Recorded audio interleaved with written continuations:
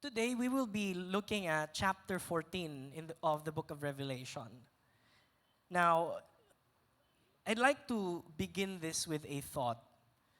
The book of Revelation, especially chapter 14, God's judgments are swift and terrible, but not without enough reminders of His grace. Now, this is something na ma-observe nato sa Biblia.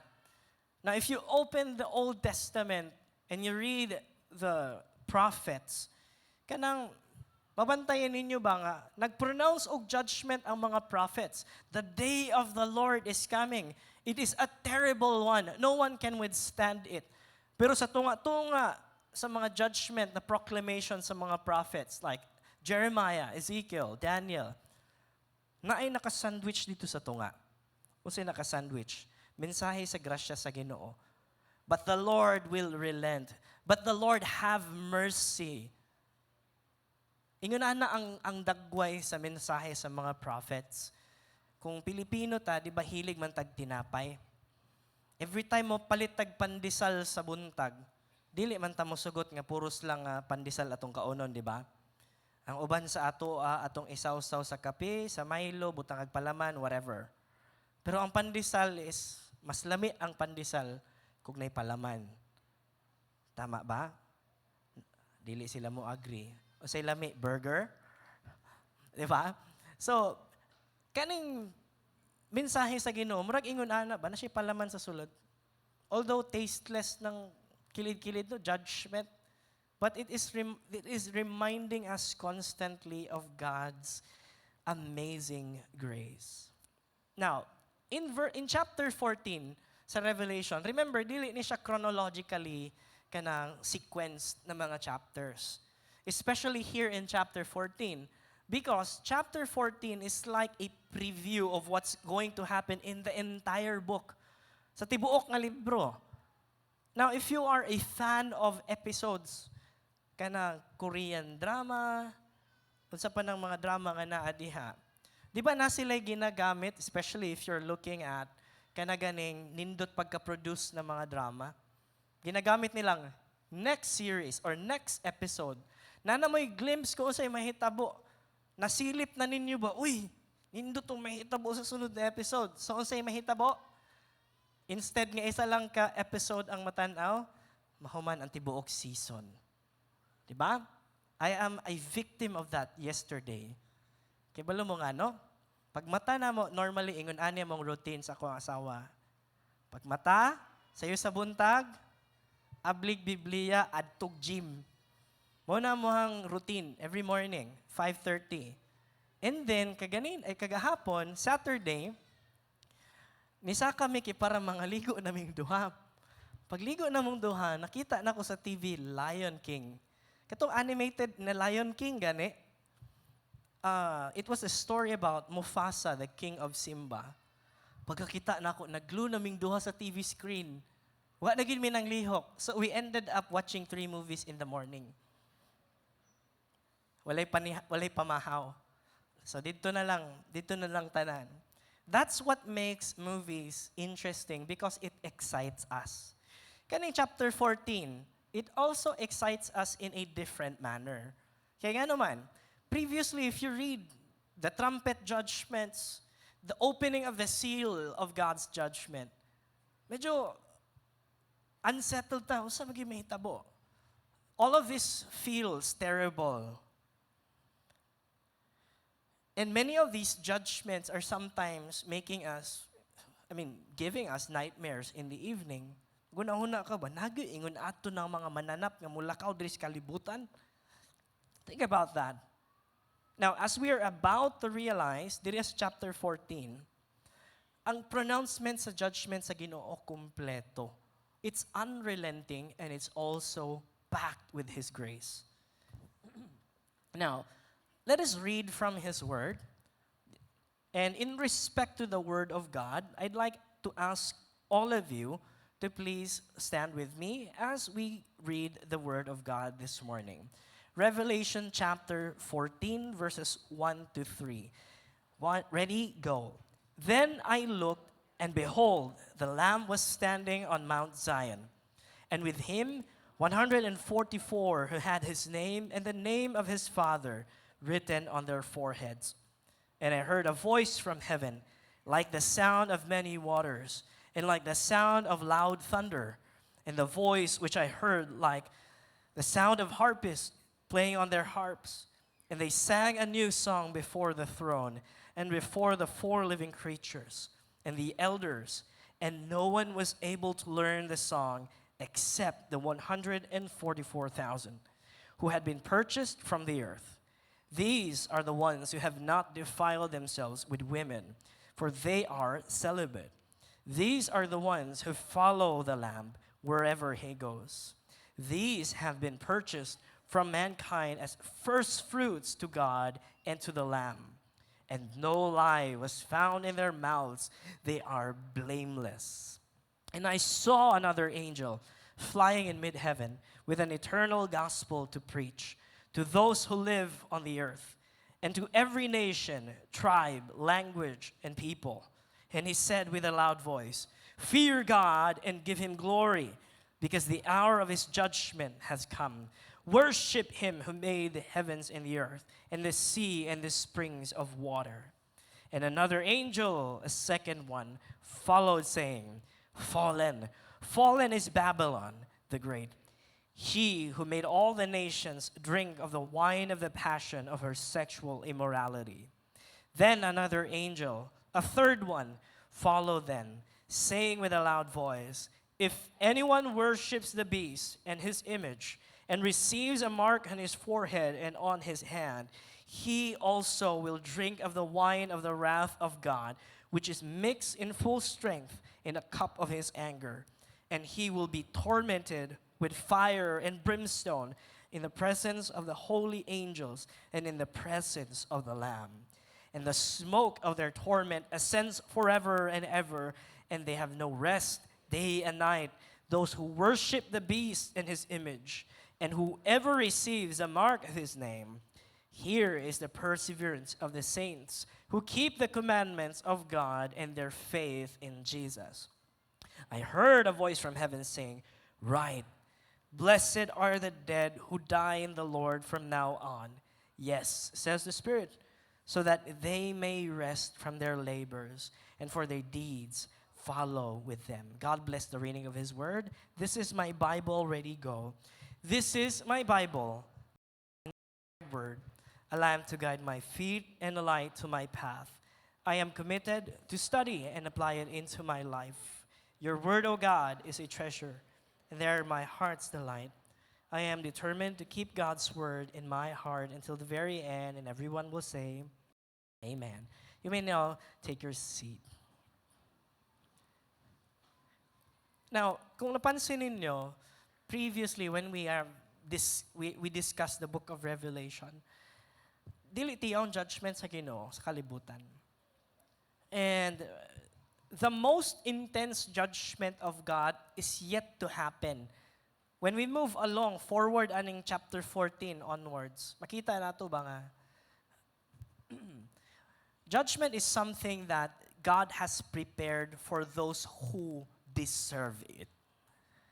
Okay, diri sa kalibutan, many of us ask the question, kanos aman magkaroon og perfect na justice diri sa kalibutan? Kanos aman magkaroon og katubagan ang kaning mga question nato diri? It is during that time when all those questions, yearnings will be answered. Now, during the time of the tribulation, nagkalisod ang kalibutan. Think about this.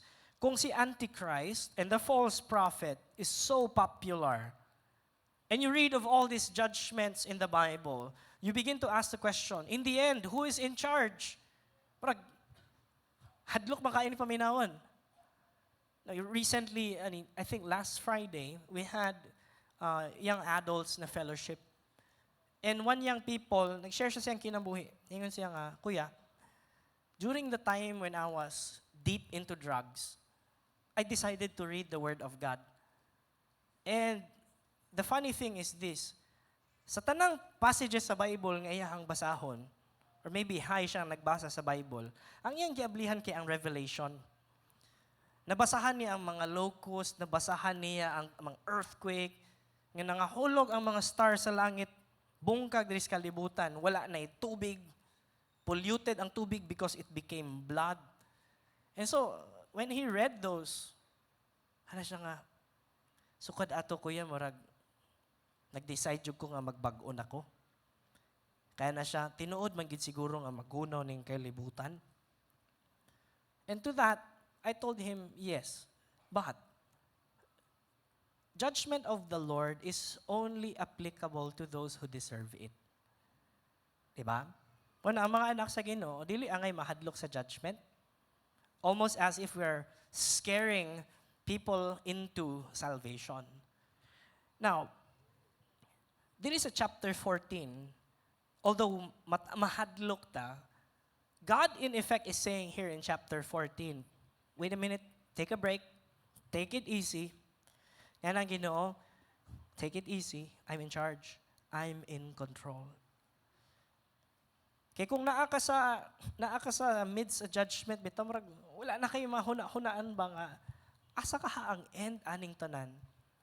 And if you are, maybe, maabta na to ng panahon na, those experiencing the judgment of God, yet future, contemplation is already unthinkable. Think about this. Nahitabo na ning mga butangan you cannot sit down in your house and begin to contemplate about your life. Tama ba to kung desisyon gibuhat kay ganina? You can no longer do that. There's the sense of urgency and finality sa tanan ng mga panghitabo diri sa kalibutan. Maybe today, we still have the luxury of pleasant mornings. Pwede pa ka mo bubangon hinay-hinay, mo inom sa imong kape, kaog pandesal. We still have the luxury of spending time with our families. Hilom, malinawon. But during this time, people will no longer have the time to pause. It's constant running, constant terror. And people will wake up from one tragedy to the next. That is why it is important to make today count, my friends. Because the Bible tells us salvation is today, offered for us today. And salvation is not something that we earn. It's something that is given sa ato. Gihatag sa ato sa Ginoo. Naluwas ta dili tungod kay maayo tang tao. Naluwas ta tungod kay gibuhat ni Kristo ang dili nato kaya buhaton sa krus sa Kalbaryo. And that is to deal with sin. It's impossible to deal with sin using our own righteousness, by the way, because di man nato kaya. Pentecostal man ta, di ba? No? Foursquare. Speak in tongues. Pagkaugma, nangawat lang gihapon. Speak in tongues. Nagkirig-kirig. Pagkaugma, nang libak lang gihapon. Dili man na makausab sa ato.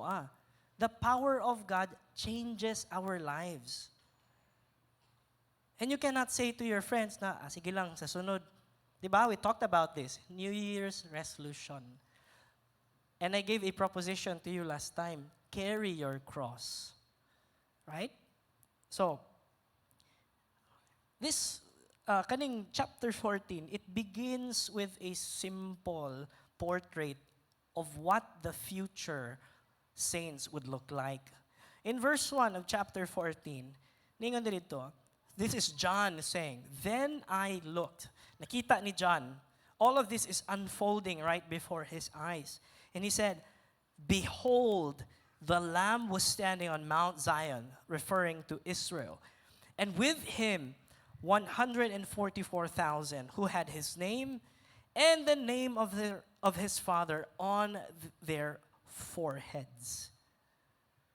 Now, this 144,000, daghan kay nagapuzzle ani nga number sa Bible. And I'm here to remind you, we cannot make a doctrine out of numbers in the Bible. Lisod kay sa nga tanan magbuhat og doktrina base lang sa mga numero sa Biblia. We call that biblical mathematics. That doesn't work. It doesn't add up. Now, nga 144,000 man tungod kay Dito sa earlier chapters, we are told that there is 12,000 from each tribe of Israel being ushered in by the Lamb. And there are 12 tribes in Israel. So if you multiply 12,000 by 12, may mo siya 144,000. So literally, these are Jewish people. Okay? And these Jewish people, previously silang kinabuhi, according to the commentators, they said that they are preserved by God Himself to become future evangelists during the darkest days of the tribulation. It is God's extension sa iyang grace during the darkest days of this world, offering a hand to those who need it. They will endure all the judgments. They will be protected because of the seal on their foreheads. And mind you, the seal that is in their foreheads is not a literal seal nga makita nato nakasulat. Mura ka ng anime characters bitaw na makita nato sa kingkoy nga nay nakabutang nga marka silang agtang na ay letter M, no? Na ay tuldok, dili na mao. It's a symbolic mark on them. Mailhan silang anak sila sa Ginoo. I still remember when I was a young boy, tanan akong gamit na ipangalan nako. Gisulatan sa akong mama og pangalan nako. Ang sid-sid sa akong sinina na nakasulat, Daniel Paul Fileo. Akong balunan sa silong, Daniel Paul Fileo. Ang sapato sa silong na nakasulat, Daniel Paul Fileo. So kung kawaton sa ako ang mga classmates sa una akong gamit, pag ana nila, ay, naman day pangalan. Di na nila makawat. Ulaw po kayo, no? Musuot kag kinawat, pangalan sa laing tao. Diba? Now, that's the kind of mark that these saints will have during those times. These evangelists. And throughout the entire tribulation, they will testify to the light of Christ. That Christ is the ultimate answer for all the chaos that is happening in the world.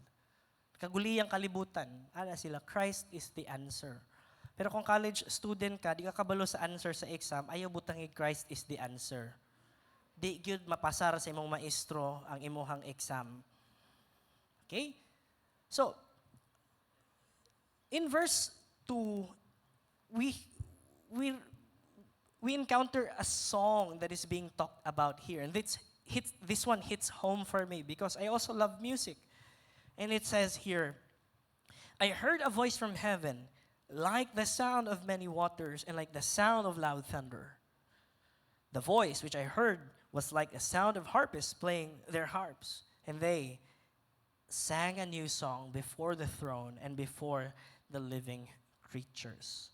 Now, if you are looking at the grammar of this entire passage, you will ask the question, kinsa ang ginamodify aning they sang a new song? Now, I was looking into all the commentaries, and I realized that they here refers to the angels. The angels singing the new song before the Lamb. And this song, later on, will be learned by this 144,000. It is a song of redemption in the midst of these trials. Ikaw kung usa ka kabuok ka, kita tan ni agi man ani, no? If you go to school, 8 a.m., Monday morning, o sige na buhat? Bayang Magiliw, di ba? Manatang Makabayan. Kung maminaw ang mga tao dito, ang mga bata anak karon, the song will not mean a lot to them at first. Di ba? It becomes a routine. But if you sing the song of Lupang Hinirang to a veteran, wartime veteran, especially katong mga Pinoy nga ninglaban sa panahon sa Japanese occupation, lahi ang meaning sa kanta. Because they lived that song literally with their blood and their sweat.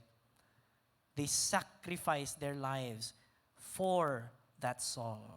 Di ba? Mobito na ingon, nang ang mamatay ng dahil sa'yo.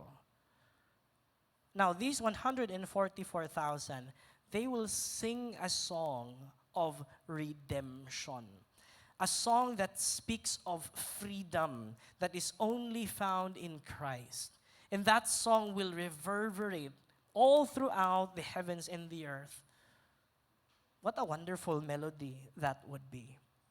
According to John Phillips, in his commentary, he said, "No other age has produced a company like this, a veritable army of militant believers marching unscathed to any form of danger.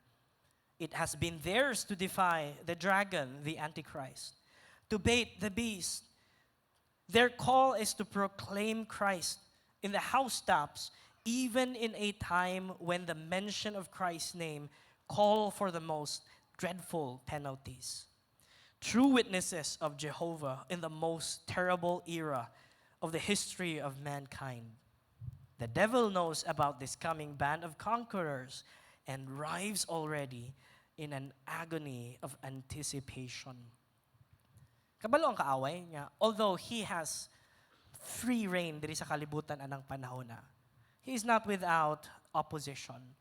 Because God will send this 144,000 to proclaim His goodness, His grace. Siguro, sa ato karon, it doesn't make sense, no? But when that time finally comes, what a song that would be like. Now, I'd like to move forward. In verse 4 to 5, gidescribe kung kinsa ning 144,000. Unsa ang ilahang marking characteristics. Unsang klaseng tao sila. By the way, they're not robots. Giprogram sa Ginoo kay para mo follow sa iyaha. That's impossible. Now here it says, "These are the ones who have not defiled themselves with women, for they are celibate." Wala sila na minyo. "These are the ones who follow the Lamb wherever He goes." Literally, they follow the word of God. And these have been purchased from mankind as first fruits to God and to the Lamb. And no lie was found in their mouths. They are blameless.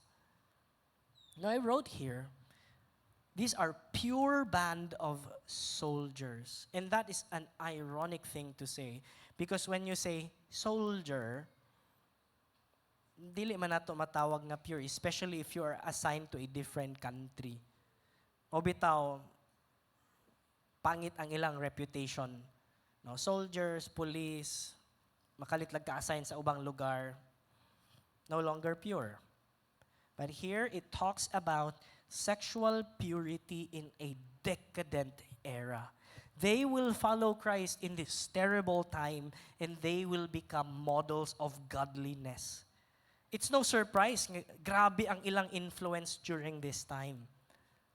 And by the way, they are doing this during a time when the lifestyle here on earth is like Babylon. Kaya naman, one author writes, I believe this is Jeremiah, he said, "The worship of Antichrist during the tribulation will be unspeakably vile and perverse, as it did in the fertility cults of the ancient times.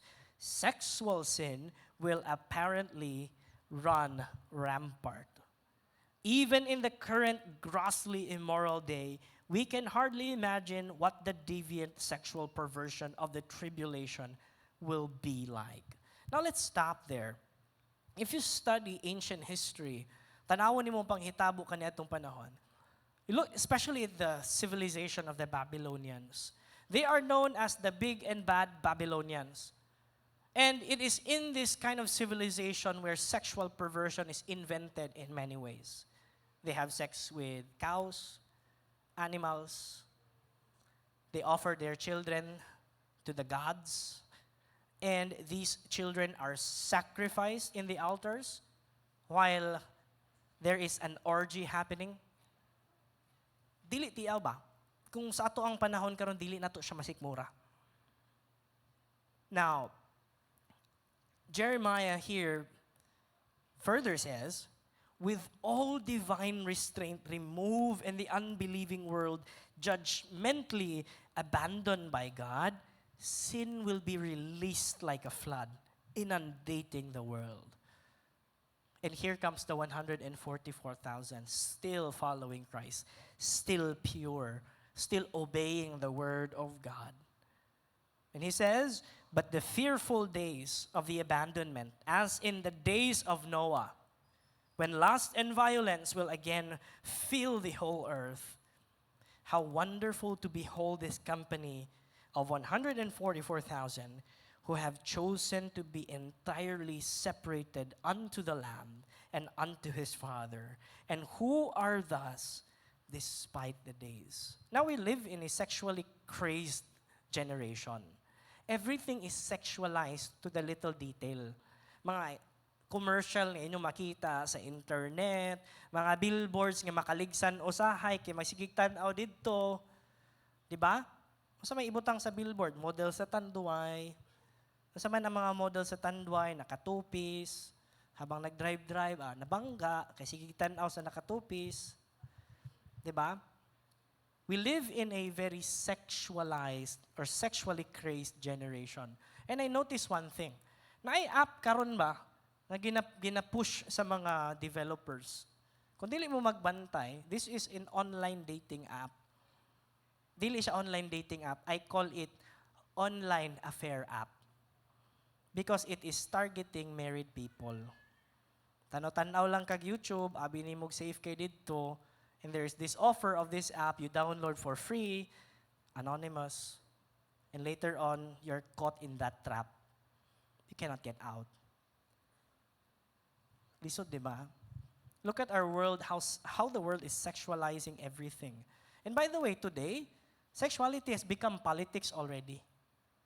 Recently, I watched an interview. No, it's not an interview. It is an interpellation between a senator and a doctor. Tong senator, can a man give birth? Medical doctor ming tubag sa senator nga, yes, but, tingnan kay siya grason nga gihatag.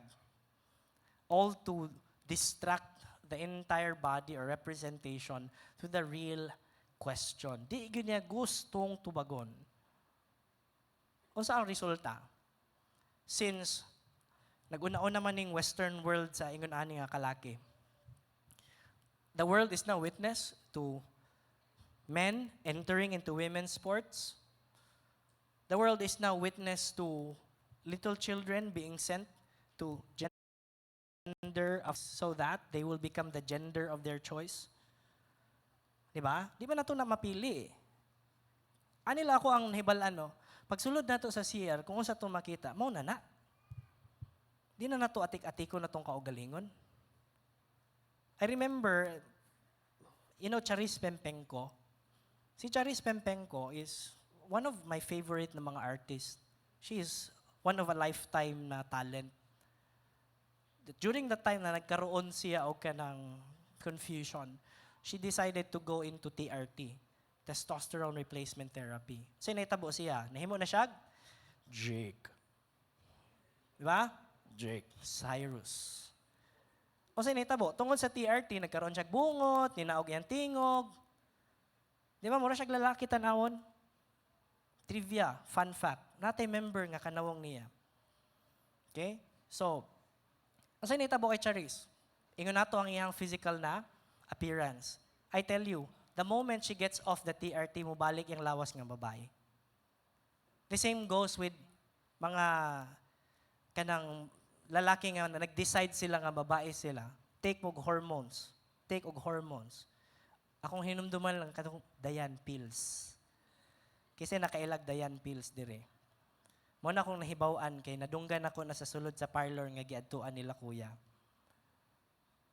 Para mahimong babae ko no, pero maski unsa na to di man nato matik atong kaugalingon. A sexual perversion in its most pristine manner. And during those days, this kind of sexual perversion will only get worse. But the 144,000 remains securely fastened sa pulong sa Ginoo. Now, it is a good place to apply this verse. It's difficult to miss the point of this verse. Kaya nga naman, they have a great witness during that time. Nakita ang ilang kinabuhi. Question today, how is your witness? Unsang witness di ay? Pagkaila sa mga tao sa imo ba, unsa imong ginapakita sa mga tao, not because you want to be seen, witness nimo ba unsa ang imuhang kinabuhi nimo kang Kristo. Now, I will be touching some sensitive issues, and I pray that we will respond in the correct manner. Question, if you and I are corrupt today, do we have a message to those who are lost in corruption? Corruption does not happen in in a grand scheme dayon. Corruption happens in the smallest of things. Sinsilyo lang man ni, dili lang gud nako yung kana ganing mga gasoline station, sir, pwede kindi na lang among isinsilyo. Nagoy pwede isinsilyo gud, pero kindi ihatag. 'Di ba? It starts in small things. And later on, it becomes big. If our mouth are filled with lies, if we are known to be individuals that cannot be trusted, no one is going to listen to our preaching or proclaiming of the gospel.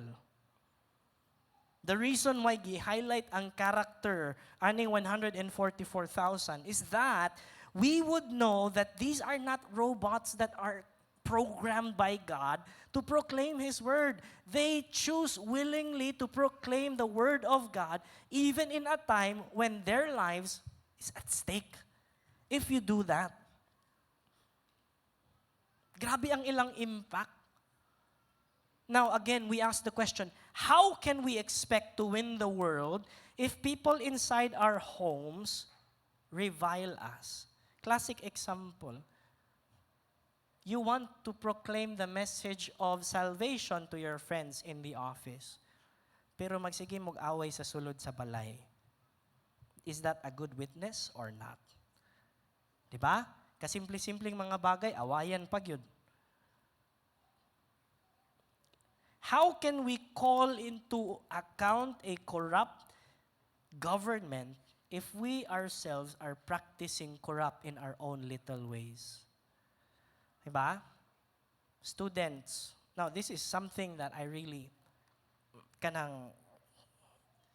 I don't understand. Now, I'm teaching in Bible school. Okay?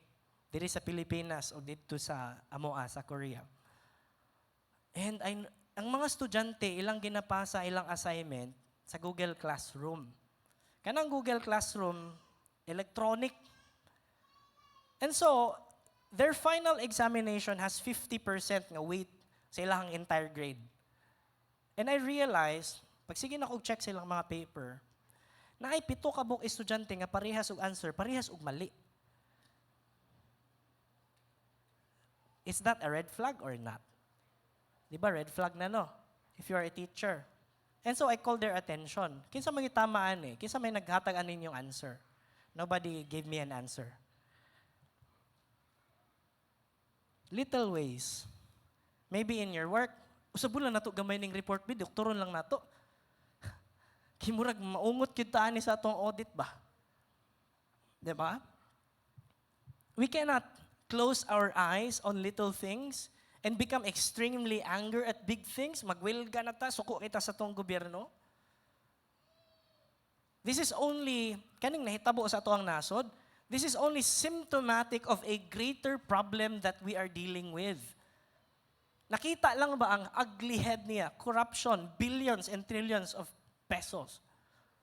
But it starts in the little things. Dili na to pwede nga ma-blame lang atong gobyerno aning tanan. All of us has something to contribute to this one way or another. We are perpetuating a system nga, basta na ko'y kapit, okay lang. Basta na ko'y hatag, okay lang. We're perpetuating that kind of system.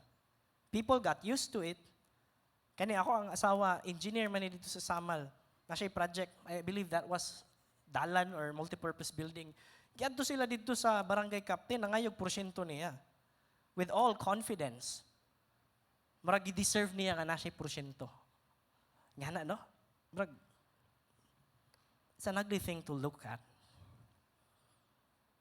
Remember, even these people accused of great corruption also started with little. We are facing decadent times indeed.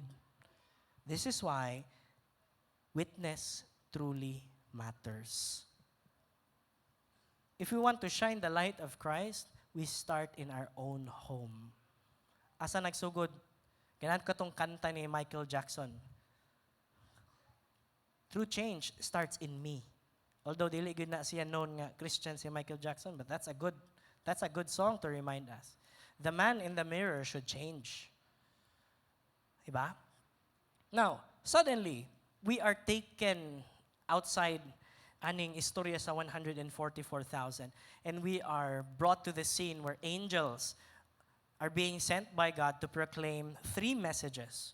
The first one, it is a proclamation of the gospel.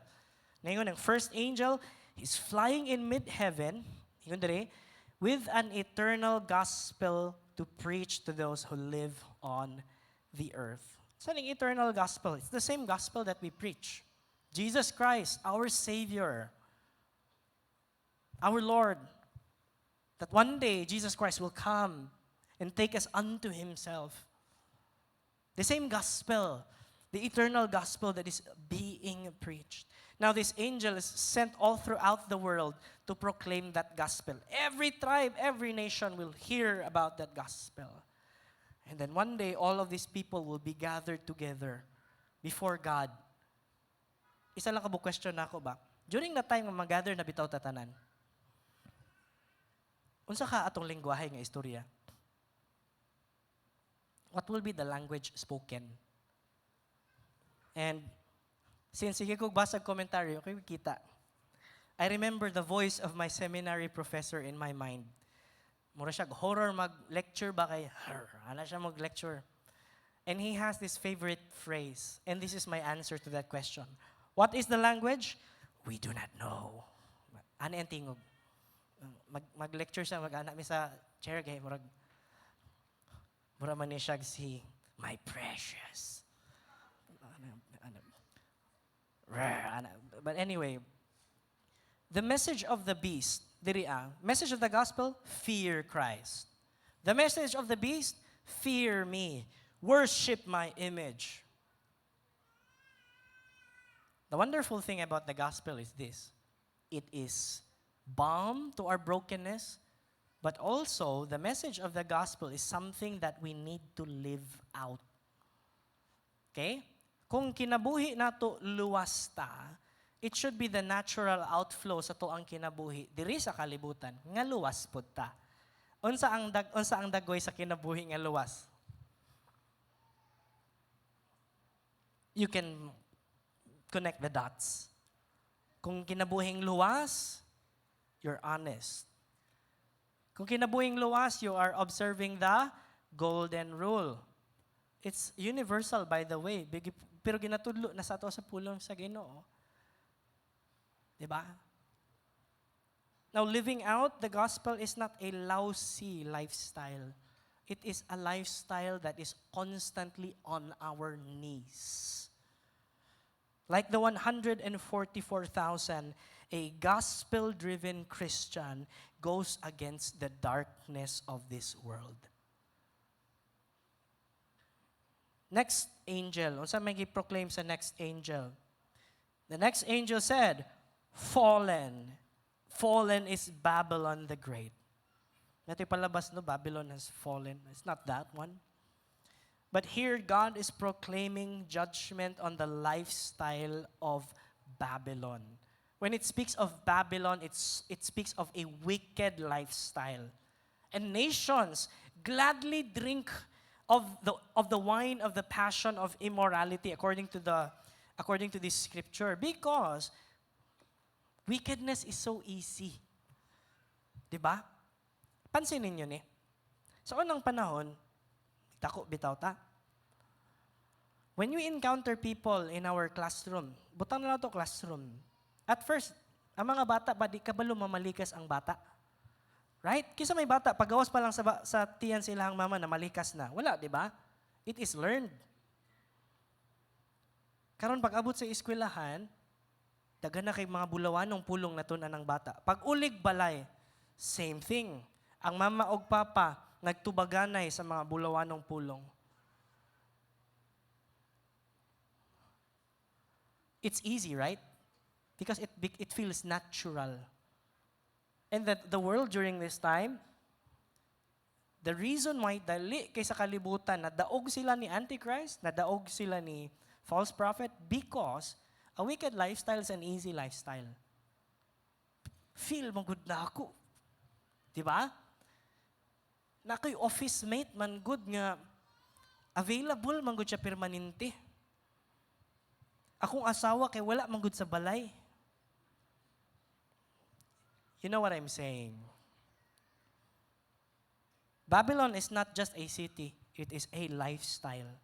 And this is the system that the beast will continue to proliferate all throughout that decadent era. And God makes it clear to us that this system will not last and justice will indeed prevail in the end of the age. Fallen is Babylon the Great. Last angel. It speaks of the doom of the followers of the beast. Now here comes the ultimate ending. Ningon diri nga, if anyone worships the beast and his image, he will also drink of the wine of the wrath of God, which is mixed in full strength. At this time, God will no longer relent. Di na siya magpugong-pugong. He will release His anger. And ultimate judgment is not momentary. Mga anak, mag-face the wall kung naisala. Face the wall is momentary. But during this time, the judgment of God is eternal, forever and ever, persisting day and night. And, kaniba, this is sobering to think about. Why? If you look at this, and the smoke of their torment ascends forever and ever, and they have no rest day and night. If you read history, if you're in the Auschwitz concentration camps, labor camp in Auschwitz, ang mga patay nga lawas sa mga tao ba, kay nagbitay na lang sa mga barbed wires, kay naka-electronic man tong barbed wire sa palibot sa camp. Mo tong mga lawas sa mga tao nga, kanaganing nisulay sila og sibat sa concentration camp. And yet, pag abot nila dito sa taas, naman day kurinti, so namatay sila. Kung sa ginabuhat sa mga Nazi na mga operator during that time, every morning they will have to bring a wheelbarrow, mudagan sila, panguliktahon nilang patay nga lawas sa mga tao, dalhon nila sa furnace, and there will be, coming from that furnace, a dark smoke. The stench of that smoke is not something that we can bear. The burning of flesh of a human being. And here, although dili man mahurot, no? It's constant burning, day and night. That judgment is meant for those who actually deserve it. Now, according to the Bible, katubitang panahon ni Noah. Remember niyo yung story ni Noah? Ingon sa Matthew chapter 24, 38 to 40, it says, in those days, before the flood, the people were enjoying banquets and parties and weddings right up to the time when Noah entered his boat. People didn't realize what was going to happen until the flood came and swept them all away. That is the way it will be when the Son of Man comes. 2 men will be working together in the field. One will be taken. The other will be left. 2 women will be grinding flour at the mill. One will be taken. The other one will be left. Pagbuhat ni Noah, no, sige siya announce, flood is coming. Judgment of the Lord is coming upon the earth. Nobody listened. O sa nahitabo? During the time nga misaka na ang tubig, people realized Noah was right. But I read of a person in Africa, yung pangalan Noah sad, ana siya nga, naday flood nga moabot sa kalibutan. Giproclaim sa Ginoo siya, ha? The problem is this. Nipalit siya og Mercedes-Benz, kaya napospondo ang flood. Nangay man siya donation para sa iyang arka nga buhaton sa daghang tao. Diba? Tawag ato scammer. Kani dili ba ni scam? Tinuod ba yan eh? And the symbol of Noah's Ark is a perfect symbol of what's going to happen in the future. People will begin to realize, Lord, tama giday ang pulong nimo. But it's already too late. We don't want that. Brothers and sisters, Christ will come during that time not as a meek lamb, but this time, He will come as a righteous judge. who executes perfect justice. Heaven is real, mga kaigsuonan, and so is hell. Sa Biblia, kung imuhang ikumpara bitaw, unsa kadaghan ang references sa impyerno, mas daghan pa ang references sa impyerno kaysa sa langit. Basahon lang nato ang Bible. What does it mean? God gave us enough warning here and only glimpses of heaven so that we will prefer something beautiful more than the agonizing reality of hell. Kisa ko'y ganahan nato og ka ng impyerno diri sa kalibutan, oy. Usahay gani no kanang mugawas ka dira sa dalan, ung init kaysa nga tanan, maana ka marig impyerno ka init, oy. Layo ra jud kaayo, ara jud na sa kalingkingan, sa tinuod. But heaven is a place of joy. We have all sorts of ideas kung unsa ang dagway sa langit, but we cannot fully comprehend what joy or infinite joy, infinite peace, and wondrous worship looks like. Di ba ma-excite something nga dili nato makita? That's what God's actually doing. Hey guys, this is a preview of what's going to happen, and I want you to stay tuned. God signs all of this. Pero nindot lang, this thing has a grand ending. Now the last part of the verse. Here it says, "Blessed are the dead who die in the Lord from now on." It talks about this era. No, dili ato ang era, kani nga era, chronologically speaking. Okay? It talks about the blessedness of the dead during those times. Blessed man gyapon ang dead sa tong panahon karon when that dead is in Christ.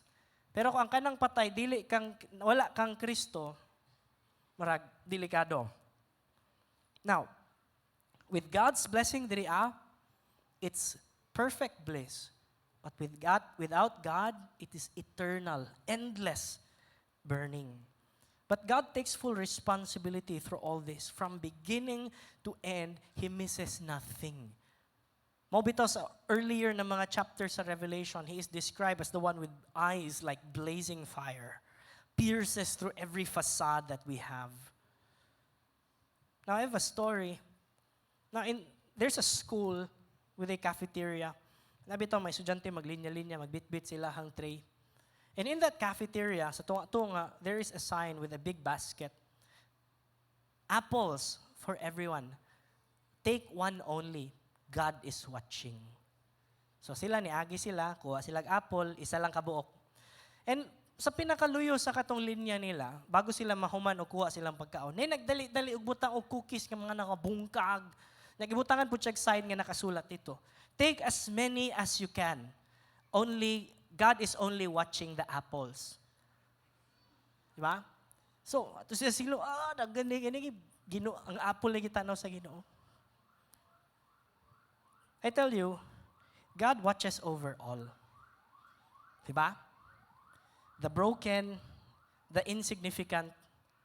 God watches over all our failures, our defeats, our leftovers. Paminaw na to, no? Pag-iunan na tausahay. As well as the victors. God misses nothing. And mind you, He smiles on us. Sometimes we had a bad image of what God is actually about. Sa tunguna-una, God is this great killjoy, nga nasa sa langit, nga nakamukot siya permanente, nga wala ta nagsunod siyang gusto. Actually, God smiles on us. He is the God of the broken cookies, and He is also the God of the red and juicy apples. Think about your life today.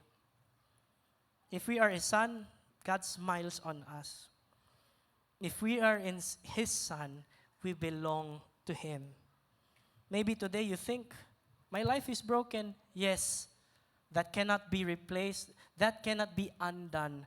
But even though we are broken, God can take all our broken pieces and turn it into the most wonderful masterpiece that this world is yet to behold. Nindot ang although ang kaning proclamation sa judgment sa Ginoo gi-pronounce diri, pero tagaan tag mensahe of blessedness. And I hope today, as we leave this place, It's a wonderful thing to think about. And I have a kanang hangyo sa inyo. After we do church, gani, it's a great time to spend with our family members. Spend time with your family members and begin to reflect on what we have learned so far. Sa simbahan ba? Kaya di ba usually ang common nato nga padulungan kay pag human simba ato gawas, kaon, storyag politika, storyag gira, ulig balay, matulog. Di ba? Why not we change that little bit? Siguro may naman ako rin man kaayo eh. Wala may magsugod ana a conversation sa mong balay. Di man mag-istoryahan eh. Eh di tarungan ang relationship sa sulod aron makaistorya ingon ana. Di ba? Because all of us are broken people, one way or another. Sometimes we are just good at hiding our brokenness. Di ba? And so this morning, I'd like everyone to please stand with me as we end our service. Thinking about brokenness, what amplifies our brokenness is the sense of guilt inside our hearts ba nga. Paano ka nga, bitaw no, nako'y nabuhat atong panahon na ba, di na ako makalimtan. And it haunts you day and night. Balik-balik mong kasing-kasing. Kabalo man ko, Lord, gipasaylo ko nimo. Pero nga nung guilty man gihapon ko. The thing is, guilty ta tungod kay, dili tungod kay wala ta gipasaylo sa Ginoo. Guilty ta because sometimes the last person who will forgive yourself is you. Diba? Lisod kay pasaylo na tong kaugalingon. Natin nabuhat nga maling adako kay nga tanan. Every time you look at the mirror, makapanakla ka ba? Ato ang expression galaw-gawa eh. Ingon ana ba? But I'm here to remind you, heaven is real, hell is real, and so is the promises of God. Promise sa Ginoo sa to, simple. If, conditional, if we confess our sins, He is faithful and just to forgive us of all our sins and cleanse us from all iniquity. By the time that we ask forgiveness to the Lord, mean it in your heart. Lord, sorry ani ang gibuhat. And I tell you, real repentance it begins with this apology. And after the apology, you begin to turn around. You decision by decision. Ma Lord, ani nga decision i-honor ti ka. Lord, lisod, but I will honor you. Hangtod sa motuyok jud ka ba? It's a difficult turn, by the way. It takes a process. Sometimes a lifetime. But that's the process required. Di magyapon na to feel na pasaylo ta sa Ginoo, pero yeah, God already forgave you. So if today, you come here today, you're feeling heavy in your heart, there's a guilt that's been bothering you. I'd like you to bow down your head for a while. Duko lang inyong ulo. Close your eyes. As you linger in the presence of God this morning, tell the Lord ba, Lord, naaamag ginis akong kasing-kasing, Lord ba? Pero gusto na akong mahimong gawas nun aning butanga. And maybe you would want to ask the Lord for forgiveness. Lord, pasaylo ako, Lord, please. And you can do those things now.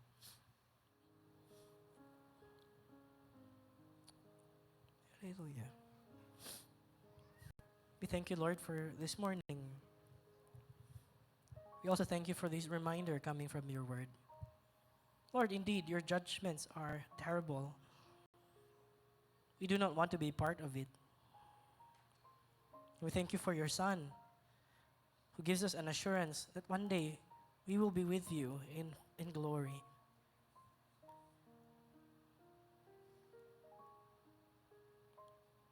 Sometimes, Lord, we think to ourselves, it's difficult to relate to a God that is distant. So as we think, it is difficult to relate, specifically when we have our own set of things nga mo ginataguan sa mong kasing-kasing. And I pray this morning, Lord, for rooting out all those things in your mighty name. Some of us here might be carrying a guilt that's been lingering for many, many years. A recurring thing nga mahitabo sa mga kinabuhi. Maybe a tendency that we like to do, and after doing it, we feel destroyed, we feel broken. But thank you, Lord, for your reminder this morning. You see everything. Nothing misses your gaze.